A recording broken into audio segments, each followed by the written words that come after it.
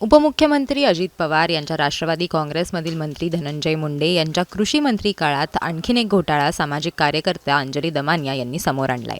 धनंजय मुंडे हा भ्रष्ट माणूस आहे, त्याला कोणत्याही पदावर बसण्याचा अधिकार नाही। इफ्कोमध्ये महाघोटाळा केलाय, यातून धनंजय मुंडे वाचू शकणार नाही असं म्हणत अंजली दमानिया यांनी आज एक पत्रकार परिषद घेतली। यालाच उत्तर देत धनंजय मुंडे यांच्या कार्यालयानं स्पष्टीकरण दिलंय। अंजली दमानिया यांनी आज पुन्हा एकदा अर्धवट ज्ञानाच्या आधारे खोटं बोलून जी.आर. काढला वगैरे म्हणून जे आरोप केले आहेत ते संपूर्णपणे चुकीचे असून ते आपल्या अर्धवट ज्ञानाच्या आधारे खोटे आरोप करत असल्याचं धनंजय मुंडे यांनी म्हटलंय।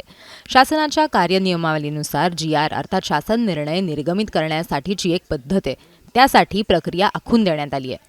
विभागातील कक्ष अधिकाऱ्यानं त्या प्रकरणाची फाईल सादर केल्यानंतर ती उपसचिव, विभागाचे सचिव, अतिरिक्त मुख्य सचिव यांच्यामार्फत मंत्र्यांच्या समोर मान्यतेसाठी येत असते। मंत्र्यांची मान्यता होण्यापूर्वी व झाल्यानंतर सुद्धा अतिरिक्त मुख्य सचिव दर्जाचे IAS अधिकारी स्वतः ती फाईल तपासतात आणि त्यानंतरच तो शासन निर्णय निर्गमित होत असतो। त्यामुळे खोटं बोलून जी.आर. काढला वगैरे असं म्हणणं म्हणजे निव्वळ हास्यास्पद मीडिया ट्रायल रन करणं आणि आपल्या अर्धवट बुद्धीची प्रदर्शन करणं असं आहे। अंजली दमानिया यांनी गेल्या 15 वर्षात ज्या काही मीडिया ट्रायल रन केल्या, ज्या कोणी विरोधात आरोप केले, त्यातील एकही आरोप अद्याप कोणत्याही माननीय न्यायालयात अथवा इतरत्र कुठेही सिद्ध होऊ शकला नाहीये। त्याचेही कारण अर्धवट माहिती हाच असावा। मंत्रिमंडळाचा निर्णय झाला किंवा नाही असा भासवून निर्णय होत नाही। भासवून गोष्टी करण्यासाठी ती अंजली दमानिया यांची प्रेस कॉन्फरन्स आहे का, असा प्रश्न सुद्धा धनंजय मुंडे यांनी उपस्थित केलाय। एखाद्या विषयास मंत्रिमंडळाच्या बैठकीत चर्चेअंती मान्यता झाल्यानंतर मंत्रिमंडळाच्या बैठकीचं इतिवृत्त हे माननीय मुख्यमंत्री महोदयांनी मान्य केल्यानंतरच राज्यातील सर्वोच्च IAS अधिकारी असलेल्या माननीय मुख्य सचिव यांच्या स्वाक्षरीने निर्गमित केले जातात। मात्र दमानिया यांनी या प्रक्रियेची माहिती घेतली असती तर असे निराधार आणि धादांत खोटे विधान कदापि केले नसते।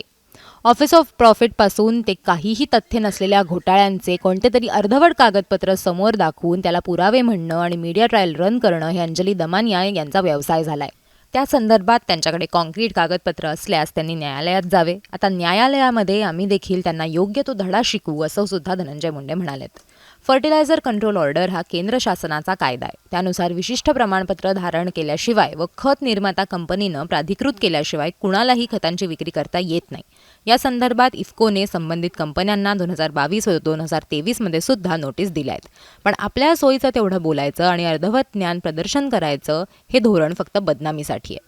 सदर कंपन्या या आमची उत्पादित खते विकण्यास प्राधिकृत नाहीत। फर्टिलायझर कंट्रोल ऑर्डरमधील तरतुदींप्रमाणे प्रमाणपत्र असल्याशिवाय अशी खते विकता येत नाहीत। अशा प्रकारची प्रेस रिलीज आमचे स्वयं सहाय्यक यांनी नव्हे तर स्वतः इफ्कोने यादीच काढलेली आहेत। तसंच ती आजही इफ्कोच्या संकेतस्थळावर उपलब्ध आहेत। अंजली दमानिया यांना देखील ही बाब समजत असावी, मात्र तरीही खोटे बोल पण रेटून बोल असा उद्योग त्यांनी चालवलाय, असं सुद्धा धनंजय मुंडे म्हणालेत।